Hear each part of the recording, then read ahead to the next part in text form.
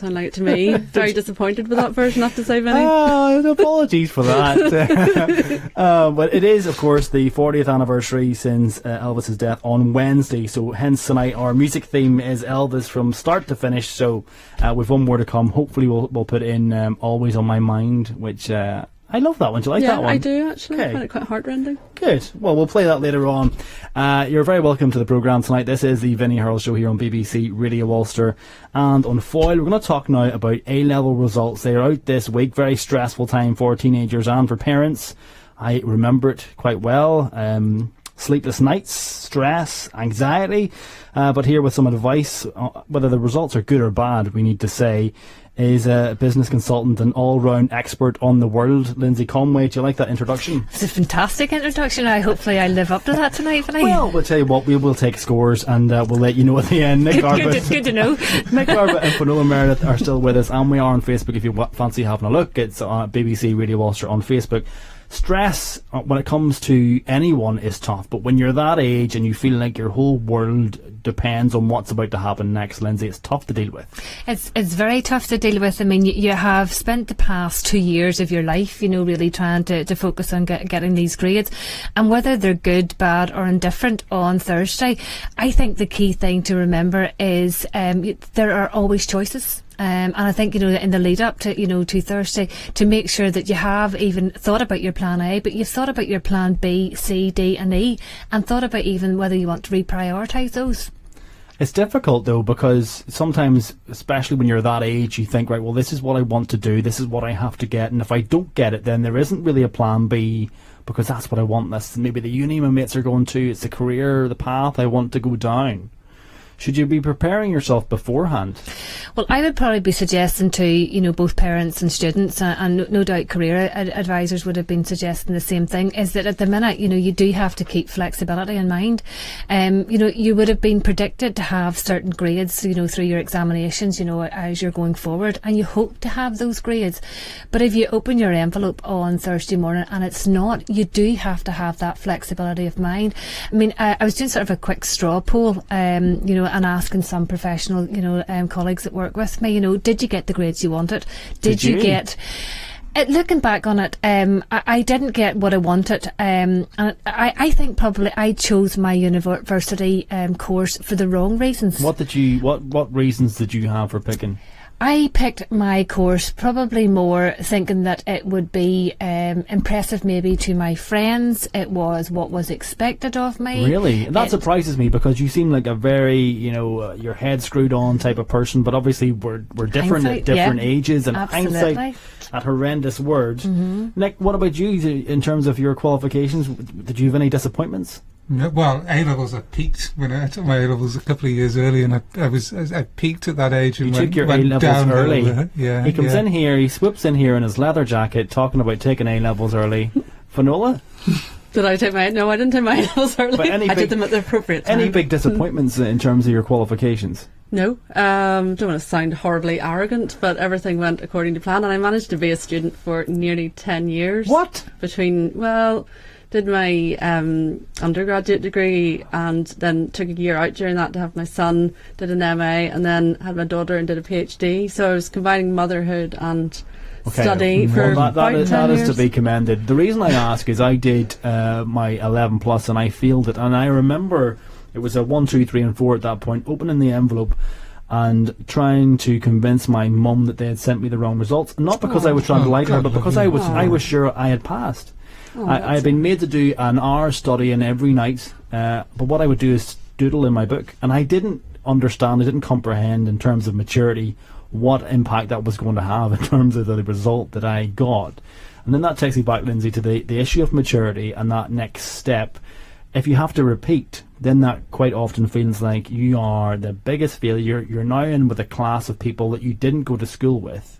initially they were the younger ones, and that's tough to deal with. Well, I mean, if I go back even to my own experience, I got the grades I wanted, and if you like, I got into the course I wanted, I got onto the course that the grades predicted, but it wasn't the course that I actually wanted to be on. And what I'd be saying to anyone on Thursday when they get their grades is that to think about what those options are. You may have put down a course when you were filling out your UCAS form, but actually think about it. Is it the option that you actually want to do?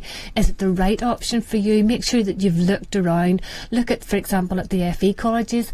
Look at the university offering. Look at your apprenticeship offering. Just make sure that it's the right course for you. I actually ended up on a degree course which I hated.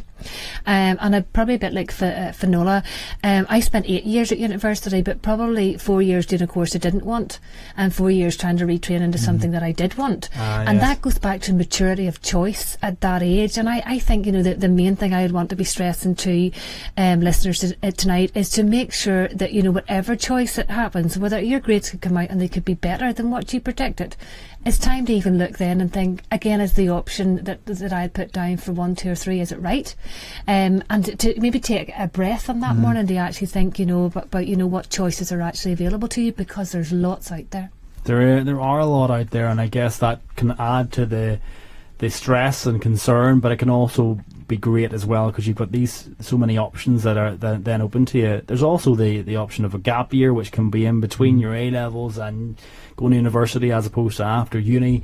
You do have different things you can do, because now, not that it wasn't before, but there's a huge financial burden when you do decide to go to uni now, whether that's a massive loan, whatever kind of course you're doing. So there is a lot to think about. You've got to be an adult. Yeah, the options there. I mean, I've had, I suppose, quite a privileged position of late. I was down, with some colleagues at the Queen's University, at Ulster University, at Belfast Met, and at North Regional College, and just even looking at the offering that we have in the province, across even, our college sector or across our uni sector. There's great choices there, really, really fantastic choices. Can I just say something here, Liz?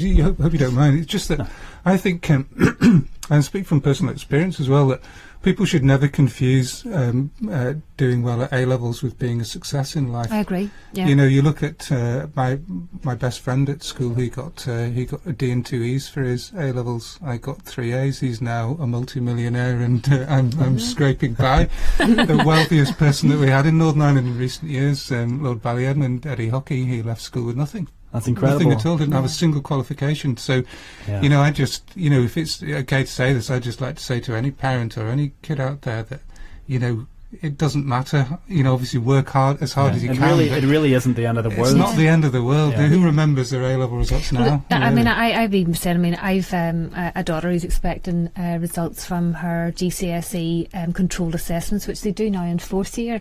And I've had a very, very small taster of, what that feeling may be as a parent, and the pressure that it brought into your house.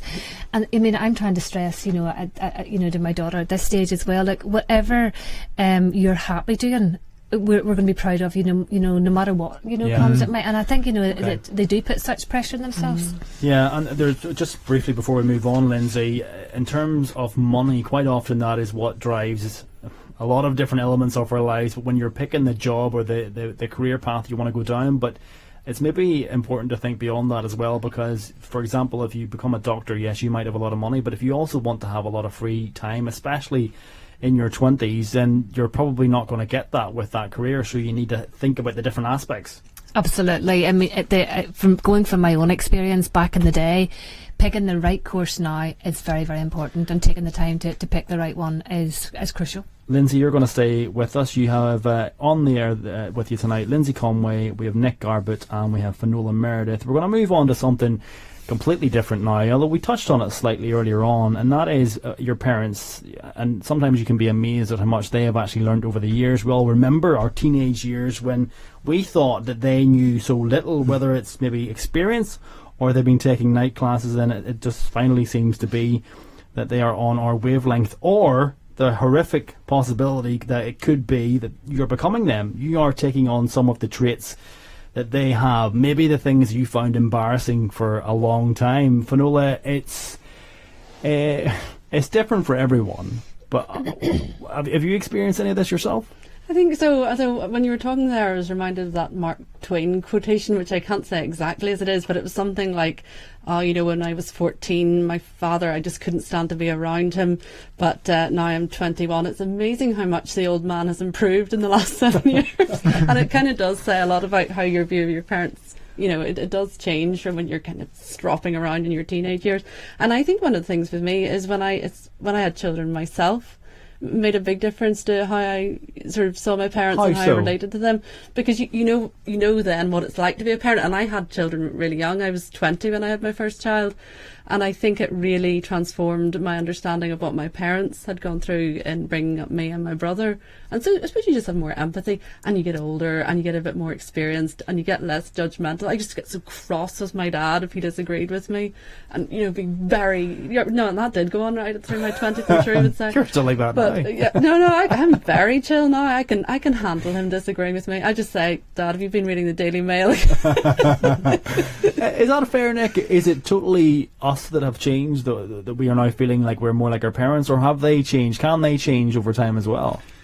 Well, I think it's us. My parents sadly have both passed away now, but I think it's us. When I was about 12 or 13, I used to be very embarrassed by my mother, because she was actually an actress, and then she became a drama teacher, and she had a very posh voice and called everybody darling all the time, in Manchester. I love the sound of that. She was a wonderful person, but she had this sort of incredible gift of being the sort of person that you'd confide in if you were in trouble. And so over the course of years, she used to get sort of priests who were having affairs and people who were in trouble for one reason or other, health-wise or what have you. And I never forget this, because when the weekend that she died, I flew over from Belfast to see her, and I was sitting there, just sitting quietly with her, when there was a rap on the door, and it was a former priest who we used to call Uncle Kevin, who'd driven, must have been 150, 160 miles just to say goodbye to her. And he sat with her for about 10 minutes, and then he just whispered something to her, which I didn't catch, and then he just walked out of the room in tears. And that made me feel sort of something.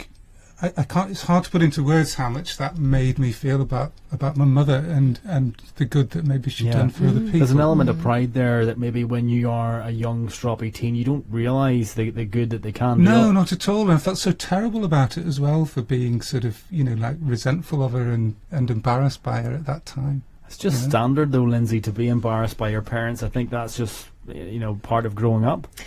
Absolutely. I've had, Minnie's experience out shopping now, with 2 young girls, and it's certainly, I think I've got to the stage now where I am officially now on cool, and it certainly makes for interesting conversation. Welcome around to the club, Lindsay. It's a good slap in the face when it happens, for the first time, because you always, in your head think, like, I'm going to be a really cool parent, and I think it's a healthy thing, though, because it sounds harsh, but they do need to reject you. They need to strike out on their own. They need to have that independence, and they need to leave you behind. Yeah. I think you do find that a lot of parents, well, again, not to be judgmental, but you do see a lot of, these helicopter parents. Like, you hear parents going to university with their children for the first few weeks. I heard of someone who stayed with their kid for the first 4 weeks of term. I think, God, that must be an absolute disaster. We could talk about this all night, but unfortunately we are out of time. I totally agree with everything you've all said on this. Like, I used to be really embarrassed by my dad, but now he is probably one of the coolest guys I know, and I find myself being more proud of him as days go by and I spend more time with him. So it's great that I'm obviously very lucky in that regard. Anyway, that is it for tonight. Thank you very much for listening to the programme. You can get the podcast. It will be available later on in the week. Head to bbc.co.uk/Vinny. Thanks to my guests tonight, Fionola Meridith, Linzi Conway, to Nick Garbutt, producer Seamus, Studio 8, and thanks once again to you for listening. I'll leave you with another Elvis one. Fionola, we'll dedicate this one to you because you seem to like it.